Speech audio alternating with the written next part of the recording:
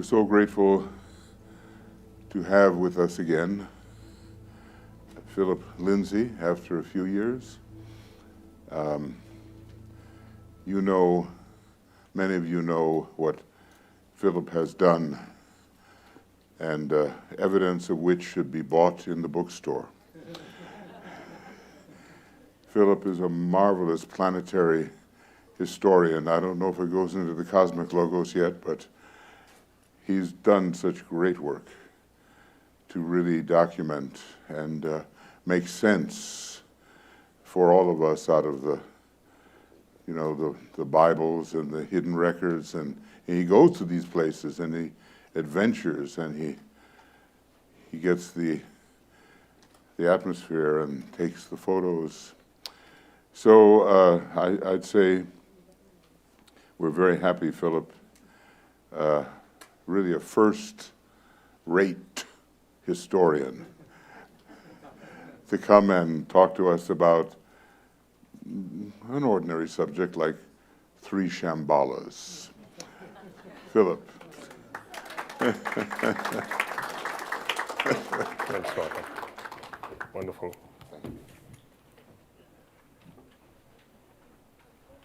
Thanks, Michael, for your generous introduction, and it's great to be back here after 3 years.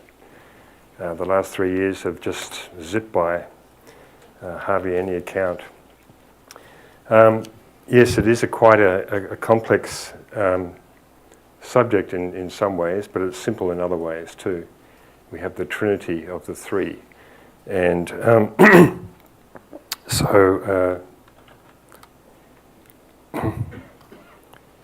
in 2000, I released my first book, which is called The Shambhala Impacts. And now I feel that I've come full circle in my understanding of Shambhala and studying another cycle or circle of understanding, and going deeper into much of the material that DK has given, but hasn't been really mined that much yet. And I thought, just before I go into all this material, which I'll be finishing this afternoon in the seminar this afternoon, that we just do a brief alignment and connect with Shambhala. On the screen here you can see the three major planetary centers with the new group of world servers as the eye of Sanat Kumara. And of course we are the esoteric members, if you like, of the new group of world servers. So just like to quieten ourselves for a moment and reflect upon Shambhala as the planetary crown chakra, the place of peace. It's a very abstract notion for most of us.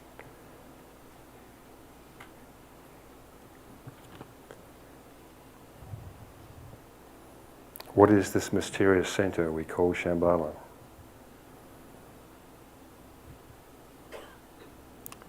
It is the place of peace from which the will of God is directed, broadcast out into the world.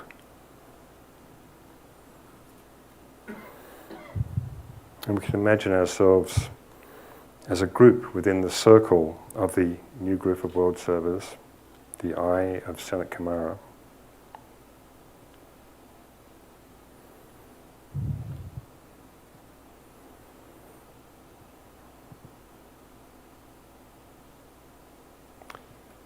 And reflect upon the role that we play between the three planetary centers, Shambhala, hierarchy, and humanity.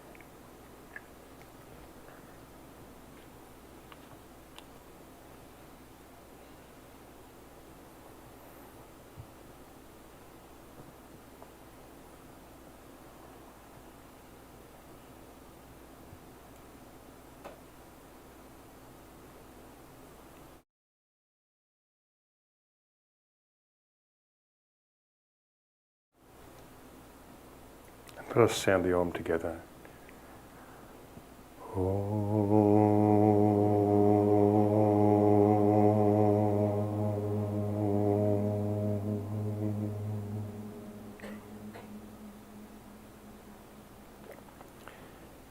couple of passages I'd like to start with to define Shambhala and to help us understand it a little bit more.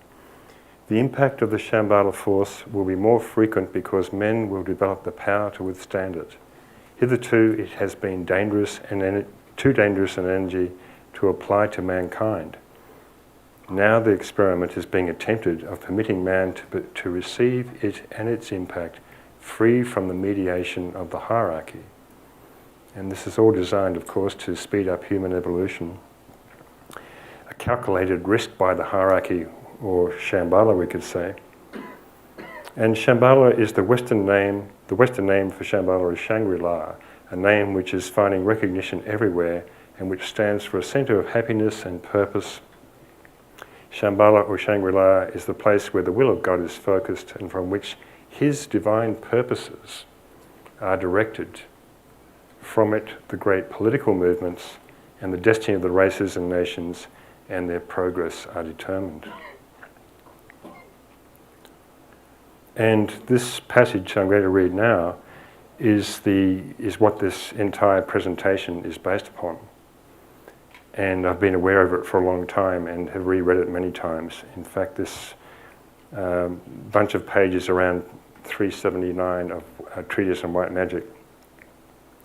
The first outpost for the Shambhala fraternity was the original temple of Ibez, and it was located in the center of South America, and one of its branches at a much later period was to be found in the ancient Mayan institutions and the basic worship of the sun as the source of life in the hearts of all men. A second branch was later established in Asia, Gobi in brackets, and of this branch the Himalayan and the southern Indian adepts are the representatives. Excuse me. So, these are the three locations of the Shambhalas, or the outposts. I've stressed the word outpost of the Shambhala fraternity that have thus far served the three root races, Lemuria, Atlantis, and the fifth root race. They are located in at least the first one in South America, in an ancient part of Lemuria, and the Gobi is also an ancient part of Lemuria. The Guatemala area there is more to do with Atlantis, as I'll explain. So we have a closer view there of this particular triangle. And part of my speculation in preparing this talk is, did the planetary logos require three magnetic spots on the planet in which to incarnate? It stands to reason in some ways. But at least there are three outposts of the Shambhala fraternity. And I believe that the Gobi is perhaps the main contact point of Shambhala. Most of us read in the teachings that we're told that Shambhala is located somewhere in etheric substance in the Gobi Desert. But we maybe have not thought so much about these other locations that DK has discussed.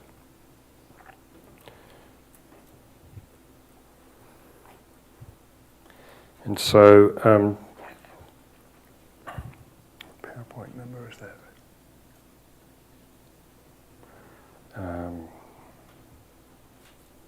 In this slide here, we can see another picture of painting of Nicholas Roerich that was done in 1924, and it's called The Command of Rigden Djapol. And 1924 was the time that the Roerich set out on their epic expedition into Tibet, Mongolia, China, for 5 years. It was an incredible journey. And I think this is a wonderful depiction of Sanat Kumara dispatching all his riders or messengers who could be symbolic of the masters of wisdom or the hierarchy, for instance, as he dispatches the purpose and as the messengers seek to manifest the plan. Michael was talking earlier this morning about the purpose and the plan.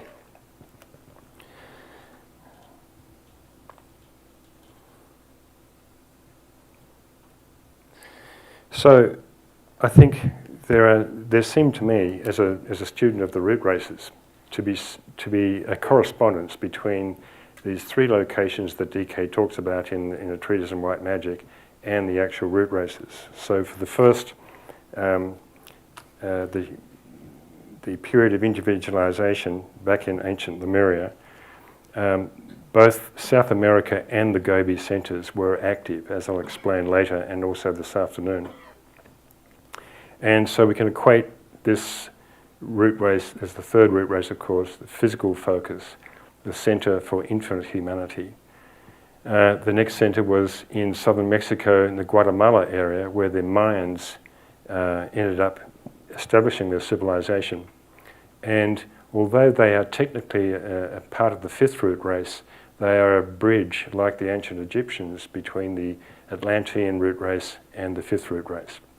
And so the focus being astral, and then we have the Mayans, and of course the Gobi Desert in Mongolia.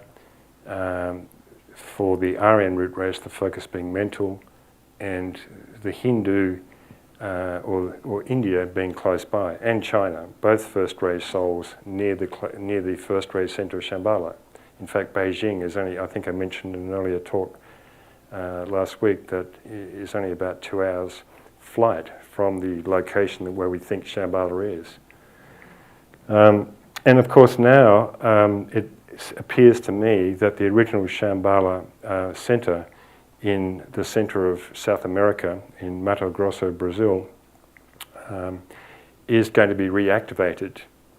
And it seems to me that for every root race, there has perhaps been needed a magnetic centre close by, in close proximity to some of the most promising souls, if you like, that were candidates for initiation and for teaching in each of those races. So that's my basic theory that underlies a lot of this presentation. And we'll go into more detail, of course.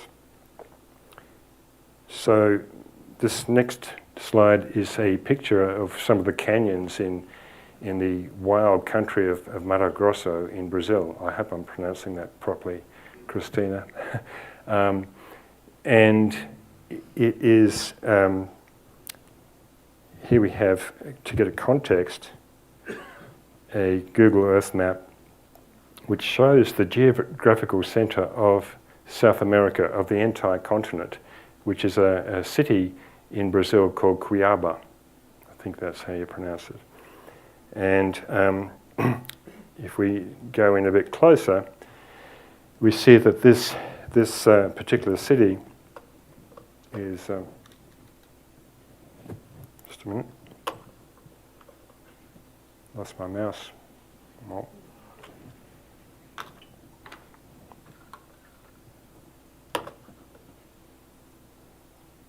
no, it doesn't want to work.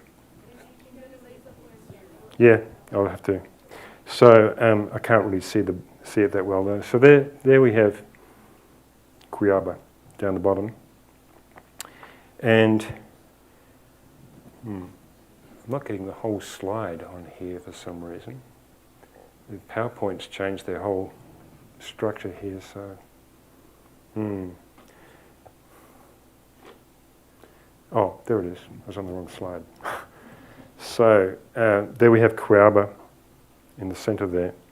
And just to give you a context, here's Rio de Janeiro, the capital of Brazil, or one of the major cities of Brazil. Lima over here in Peru. And here we have Cusco and Machu Picchu in Peru. And down here we have La Paz, capital of Bolivia, and Tiahuanaco. And just to remind you of these places, I'll just have to zoom through my slides here.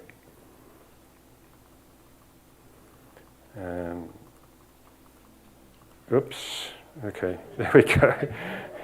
There's the Gateway of the Sun in Peru, and it's close proximity to Tiahuanaco. Very, very ancient, and possibly pre-Atlantean, as in Lemurian. Very, very ancient. And parts of Machu Picchu and Sacsayhuaman and various locations around that area.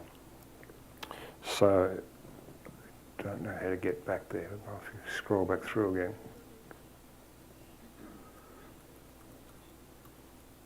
Oh, that's Cuiabá, by the way. That's the city of Cuiabá. It's a big agricultural centre, mining, all that kind of stuff in the last few centuries. So you'll notice in this map here, there's a place called Dead Horse Creek and the Upper Zinju River. This is where an area that the British explorer Percy Fawcett explored back in the early part of the 20th century. And there's a picture of him there and a map where his last known location was before he disappeared off the face of the earth altogether with his son, looking for Shambhala, indeed, the lost city of Zed, as he called it. And there's been a movie made of this, and he was actually a theosophist. He wrote for occult journals back in the early 20th century, in the early 1900s, various articles which were quite sound, I thought, in their occult understanding.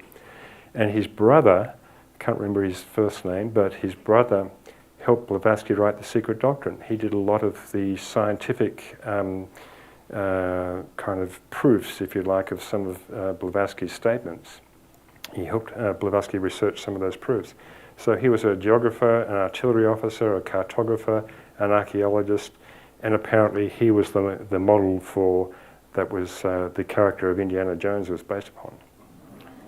And when you read some of his books, the accounts of some of their adventures in South America, it's absolutely amazing what they put up with. You know, the dangers that they came across from tribes in South America, from the country itself, from animals, snakes, piranhas, all that kind of stuff.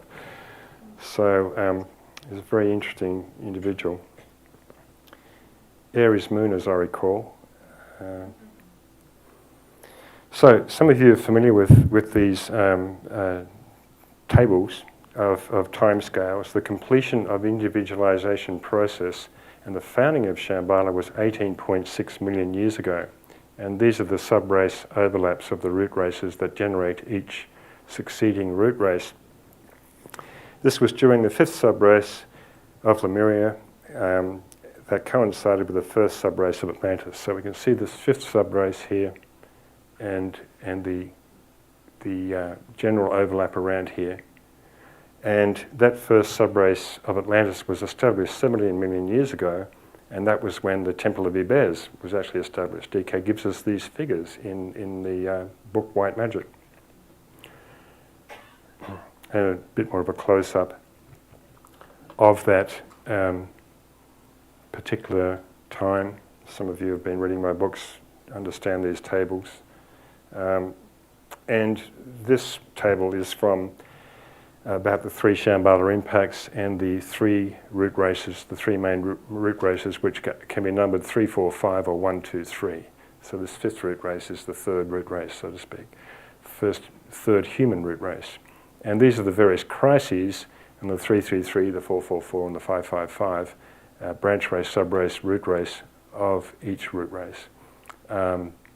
And the destructive influence, essentially, of Shambhala at that time. And then we have the last two Shambhala impacts that we've been told at just in the last century or so. In fact, the last three Shambhala impacts, 1945, 1975, 2000. So it goes to show just how fast up the turn of the evolutionary spiral we're going now. And again, this is a calculated risk taken by Shambhala and hierarchy, I think, to push human evolution to try and catch up for the failure of the moon chain. And this is why current political events are unfolding, because the point of least resistance with the Shambhala forced on unevolved humanity is to use power and take power at all costs. And so this next table here, we have a little bit more of a specific timeline where we have at 3.3, the start of individualization, the great approach of the Lords of Flame. And at 3.4, we have the seed of the coming fourth root race, Atlantis. This is about 20 million years ago. Then 3.5, we have the coming of the hierarchy, the founding of Shambhala, 18.6 million years ago, at the same time as the completion of the sexual separation of humanity at that time, who were previously hermaphrodite. And of course 4.1, which corresponds to the first couple of subraces of Atlantis, correspond to the last subraces of Lemuria. It says that the physical plane headquarters for the mysteries were established 17 million years ago. This is also from White Magic, a treatise on White Magic by Alice Bailey.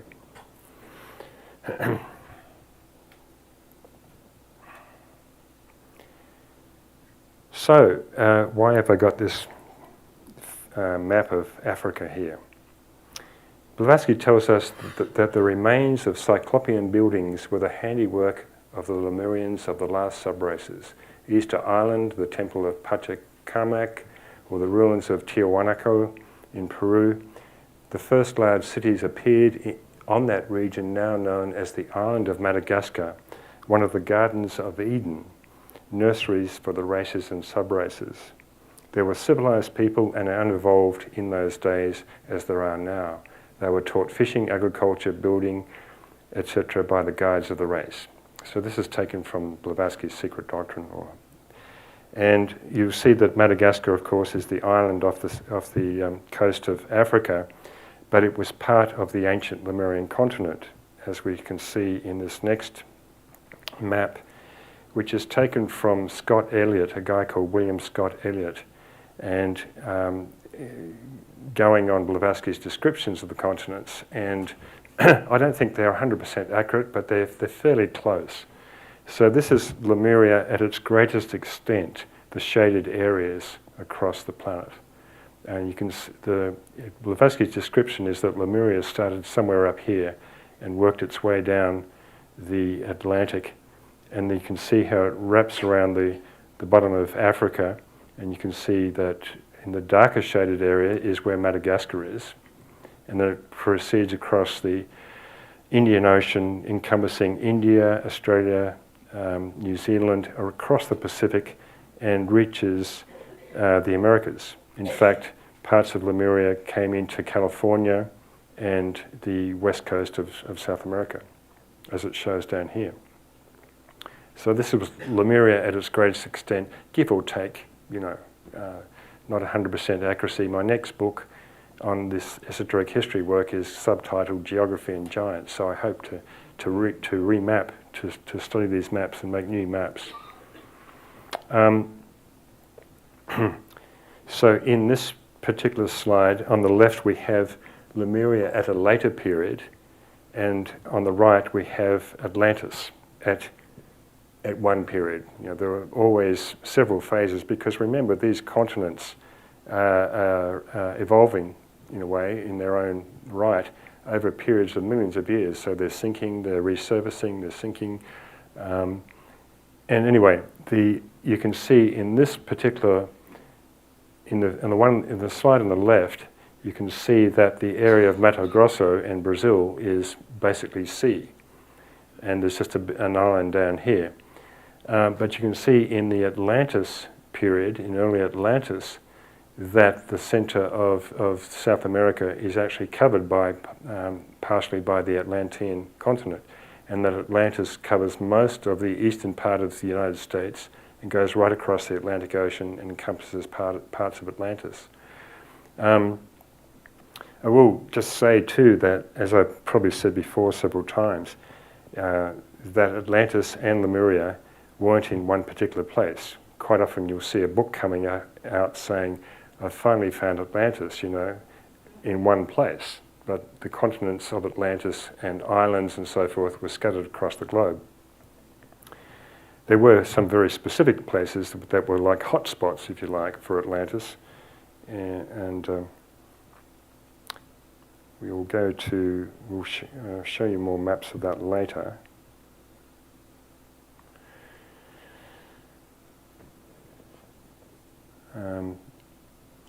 So the headquarters for the mysteries began 17 million years ago, and the establishment of the Temple of Ibez, an outpost of Shambhala. DK says, it was found necessary during the first subrace of the Atlantean root race to make certain efforts if the evolution of the race was to proceed according to plan, it was decided about 17 million years ago, and these are almost incomprehensible figures, aren't they? To have on the dense physical plane an organisation and a headquarters for the mysteries, and to have a band of adepts and shohans who would function in dense physical bodies and thus meet the need of the rapidly awakening humanity. So there were earth chain souls ready for initiation at this time. And that's why the Temple of Ibez was established, and the moon chain souls came much later in the earlier subraces of Atlantis, about the third subrace. So we come to the second outpost. What I'm going to try and cover in this plenary session are the three main outposts briefly, and then this afternoon we'll go into far more detail, such as the journey of Percy Fawcett, the explorer, and also the Roriks. A lot of material, but I don't think I'm going to get through it all, so I'm not going to rush this. Whatever we don't cover now, we'll catch up on this afternoon. So we have some ancient Mayan ruins here, obviously, in Guatemala or Yucatan. And there we have the main area where the Mayans migrated to and established their civilization. The Guatemalan highlands near Guatemala City is one of the key places apparently where they began, and where their spiritual philosophy that's encoded in the book called the Popol Vuh is originated in this particular area and evolved, no doubt. And so we have the quote from DK again: one of its branches at a much later period, the branches of the Shambhala, or excuse me, the Ibez fraternity, was to be found in the ancient Mayan institutions and the basic worship of the sun as the source of life in the hearts of all men. And I've got a little note under here: this is not to be mistaken for the heart sacrifice ceremony performed by the preceding Toltec and then the later Aztec civilizations. It's a contentious subject, this one, and some say the Mayans practice it. I don't know. But I suspect that this statement, this last comment, is fairly accurate. So we have all these famous places that many of you have probably gone to: Chichen Itza, and I can read them on the map, Tikal, Palenque, and so forth. Now, Blavatsky makes an interesting statement. She says, the perfect identity of the rites, ceremonies, traditions, and even the names of the deities among the Mexicans and ancient Babylonians and Egyptians are a sufficient proof of South America being peopled by a colony which mysteriously found its way across the Atlantic. They say that at a remote epoch, a traveller could traverse what is now the Atlantic Ocean, almost the entire distance by land, crossing in boats from one island to another where narrow straits then existed. And you can see in this kind of fantasy of Atlantis and the various islands, you get the basic theme. There were large island continents that extended from the United States out into the Atlantic, and they went through several breakups and fragmentations into smaller island continents, into strings of islands and so forth. So as Blavatsky says, they could traverse the entire distance by crossing in boats from one island to another. And the Mayans have a very mysterious origin. Several sources say that they came from India. In fact, Nagpur, which is in the center of India, just there, or Nagapur, Naga meaning snake or serpent. And these Nagas are one of the oldest Indian tribes who had their base at Nagpur, referred to in the Ramayana and the Mahabharata actually, as belonging to a Naga Maya tribe said to have transmitted their culture towards Babylonia, Egypt and Greece. And of course the statues of the serpent, human serpents if you like, symbolic, Also, of course, of the serpent of wisdom. You know, to be a Naga was to be a master of wisdom or a serpent of wisdom. And this was universal, not just confined to that part of the world. And of course, we have the serpent, the feathered serpent in Mayan, and the Mayan god Kukulkan or Quetzalcoatl. Probably mangled the pronunciation there, but you're all familiar with these symbols. And of course, the Mayan cosmology, leading up to 2012, for a few decades before then, was quite strong in the public consciousness, and is certainly says something about the inner activation of that center, or the activation of all three centers. But in some respects, this second center reflects the second aspect, the love-wisdom aspect, which is the most accessible for most of humanity. The Mayans were excellent international shippers and traders, builders and astronomers. They sailed the world. They've been equated with the ancient Phoenicians as well, the Phoenicians who sailed to both poles and various other countries. And of course, they were great astronomers and had very specific, exact cycles based on the cycles of Venus. And this is the southern portion of ancient India that is now sunk, called Tamil Nadu. There's a state in the east coast of India now called Tamil Nadu, but it's the last remnant, if you like. And Sri Lanka was part of this continent, and it's believed that the Mayans were driven by other parties in India southwards to this particular island, which was an ancient part of Lemuria, but also Atlantis. And in the second of four sinkings of Atlantis, 860,000 years ago, this island was submerged. And I don't know how long that submersion process took. It probably wasn't overnight. But the Egyptians, the future Egyptians who also inhabited this island, fled along with the Mayans and went west. And here's a very crude representation of that island and the migration, which I describe in detail, Blavatsky describes in detail in my book, to I think further up the Nile, you know, the southern part of what we now call Egypt, and they gradually moved down the Nile and populated it throughout the centuries. And this black circle here represents a sea. That wasn't land at that time. It was a sea. So, and these other pentagons, of course, represent the various islands in the middle of the Atlantic, and of course, this is where the Mayans finished up. I think I might have mentioned before in other talks here that there was a great similarity of language and words between the ancient Sri Lankan Tamil language and the Mayan language. So Quetzalcoatl again, the Mesoamerican Christ, a preeminent symbol of the nations of Mesoamerica. And his name became the morning star, or Venus, the main planet for Mayan astronomers. Quetzalcoatl is attributed countless mysteries, considered a man, a deity, a priest, a myth, or a legend. The origin of the name means the plumed serpent.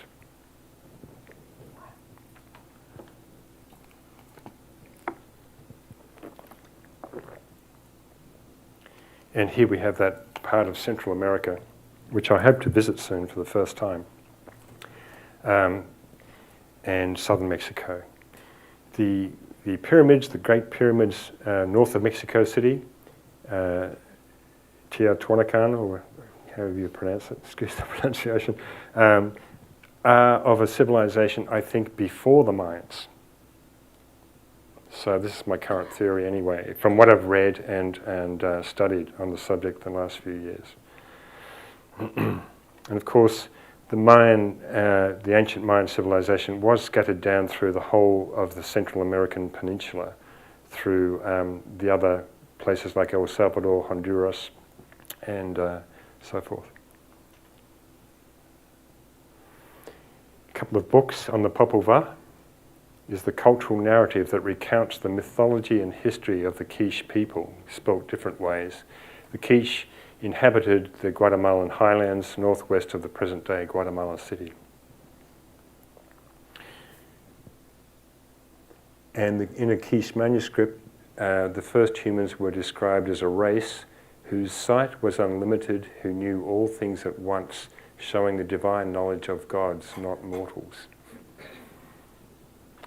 And here are some familiar pictures of the Mayan time calendar, zodiac, if you like. Very intricate wheels within wheels, wheels that drive other wheels. So, moving right along to the third Shambhala outpost, and what I suspect is the original, the most, if you like, if we're going to look at it as a triangle, then this would occupy the first aspect of the triangle. And we're told in Initiation Human and Solar that the central home of this hierarchy is at Shambhala, a center in the Gobi Desert, called in the ancient books the White Island. It exists in etheric matter, and when the race of men on Earth have developed etheric vision, its location will be recognized and its reality admitted. The location of Shambhala will be one of the latest etheric sacred spots to be revealed as it exists in the matter of the second ether. And here on this map, the blue circle at the top represents the area where Shambhala is located. And this is partially because Blavatsky does give coordinates for Shambhala, but they're a little bit broad. She gives a longitude and a latitude in one of her collected writings books, and that's the general area. And of course the Gobi was a vast inland sea that had the White Island in the middle of it, and that was where some of Lemuria's elect were salvaged or saved after the disaster there. And at the bottom circle there is the area of Shigatse in China or in Tibet. And you can see the border ranges there of the Himalayas, and Darjeeling is just over there, and Mount Kanchenjunga is in the middle between them. I've got other bigger maps, more detailed maps, that I can show you this afternoon. Or if we have enough time, I can do a fast forward to some of them. So, and now of course we have the hierarchy and then even the Manu who live in the Shigatse area, which is a vast area, of course. It's not just the city. They don't have an apartment downtown in Shigatse or anything like that. But on this map we have another passage from White Magic, the same passage that I've been drawing upon, where there are several pages. He says, as the mysteries of Central Asia, stretching from Chaldea and Babylonia through Turkestan to Manchuria, including the Gobi Desert, are opened up, it is planned that much of the early history of the Abesan workers will be revealed. So the Abesan workers were working simultaneously in this area of the world as they were in South America. I don't know about, well, obviously the Mayan outpost was much later, much later. So these various circles, again, we have the Gobi up here, and we have Shigatse area, Mount Kanchenjunga, Darjeeling here. So that magnetic area there, and of course we have Kathmandu just over here somewhere as well. Very powerful area. And these two circles, where all the stands are, the Kazakhstan and the Kyrgyzstan and Afghanistan, Pakistan, some guy called Stan established all these countries.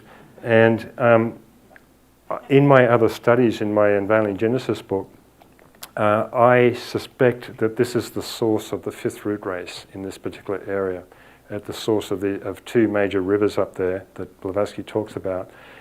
And it's interesting to note also that DK says in Initiation Human and Solar, or one of the books, that the Christ occupies a place somewhere in Central Asia.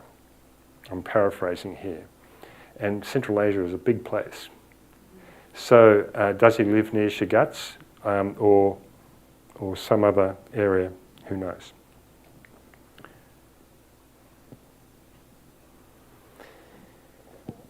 And there's a closer view of Kyrgyzstan, Tajikistan, this particular area in here.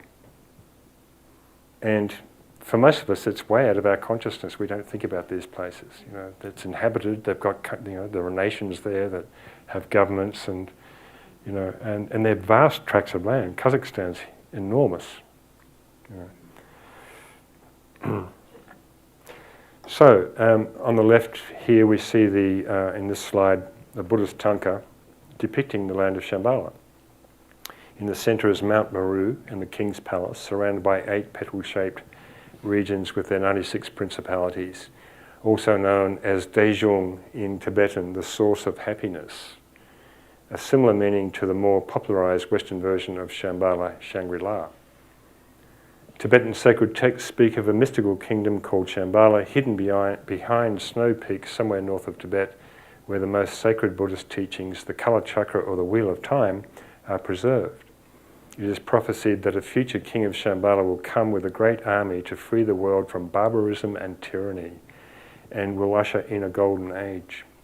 Similarly, the Hindu Puranas say that a future world redeemer, the Kalki Avatara, the 10th and final manifestation of Vishnu, will come from Shambhala.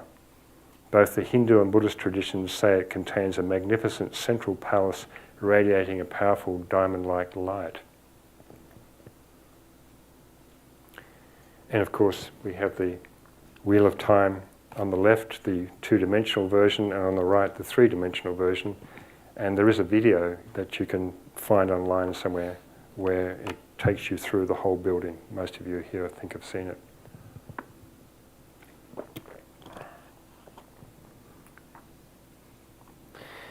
Sanat Kumara, who from his throne at Shambhala in the Gobi Desert presides over the Lodge of Masters, says DK in Initiation Human and Solar, and holds in his hands the reins of government in all the 3 departments. Called in some scriptures the great sacrifice, he has chosen to watch over the evolution of men and devas until all have been occultly saved. He it is who decides upon the advancements in the different departments and who settles who shall fill the vacant posts. He it is who 4 times a year meets in conference with the Shohans and Masters and authorises what shall be done to further the ends of evolution. And of course, particularly at the Taurus Festival coming up in the next couple of weeks, we have the major opportunity to connect with the Masters, the Shambhala force. And so it's very timely that several people have been talking about the Shambhala theme so far in this conference. Another depiction by Rorik, which I think may be referring to Sanat Kumara, and him watching over one of his servers.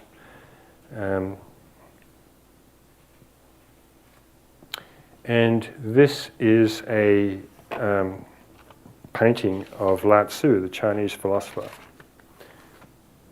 I can't tell what numbers I'm up to here, but I'll try and find it. Who called Shambhala Taboo Land. And Shambhala, this note here is just that Shambhala is regarded by esoteric traditions as the true centre of the planet, as the world's spiritual power base, and the heartland of a brotherhood of adepts from every race and country who have been influential in every major religion, every scientific advance, and every social movement in history. And, oh yeah, here we are. At the end of his life, apparently, Lao Tzu returned to Taboo Land or Shambhala. And of course, we know that Libra admits the world soul, the soul into the world centre called Shambhala, and we know that Taurus is associated with Shambhala as well. both sides ruled by Venus. And Shambhala being the place of peace, and Libra, of course, is the peacemaker. All right. Now, this is going into some really deep mysteries, this passage from HPB, from Blavatsky's Secret Doctrine. And I'll just read it. It's self-explanatory.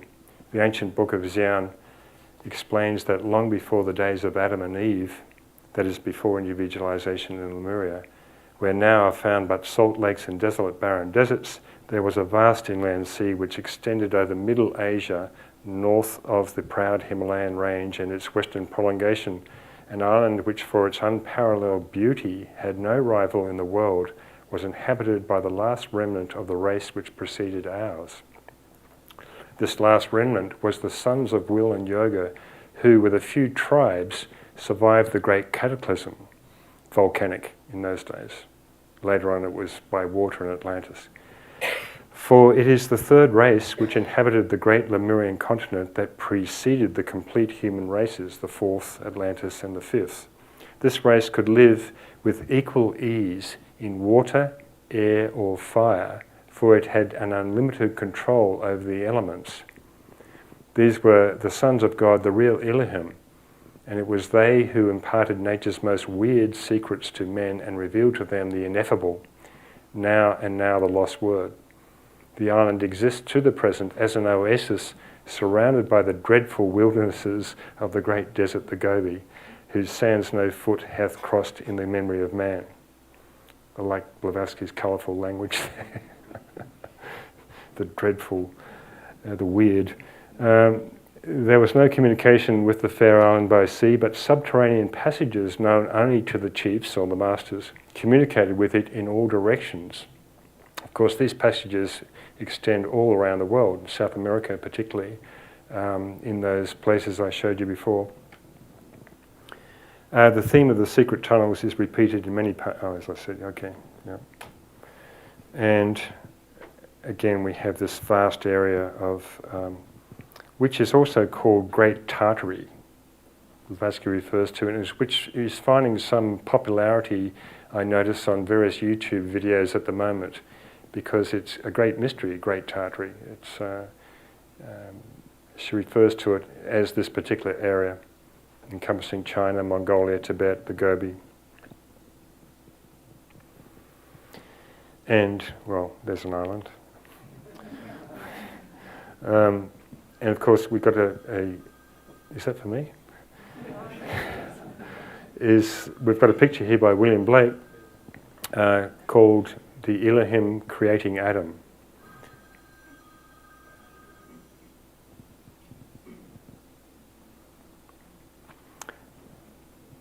And of course, we know that William Blake was a very profound mystic who wrote a lot of poetry and painted many, many paintings like this. So, the other thing to mention is that, 52 seconds. Just to mention that the Tantric Buddhism, and David Reigel, our brother in this work, has stated that the Blavatsky and Bailey teachings constitute 2/3 or 3/5 of the Kalachakra Tantra.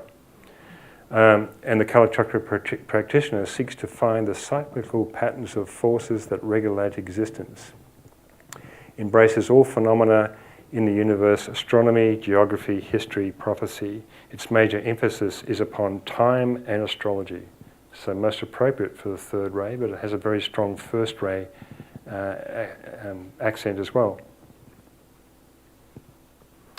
And of course, here are a couple of books by Nicholas Roerich on Shambhala and their journey that you can buy physically or download off the net as a Kindle book, which we can discuss more this afternoon. And lastly, we have the message from Shambhala, the archer on the left-hand side of the screen, firing his arrow with a message scrolled around the shaft of the arrow. Very evocative. And of course the Chintamani stone that Roerich also painted in this painting, Helen Rourke said it was a piece of large meteorite from the constellation Orion that came to Earth via Sirius millions of years ago by extraterrestrial messengers, received by the Brotherhood of Light during the age of Atlantis, and now lies concealed in a special underground repository. So, that's all I have to say. Almost on time. Thanks.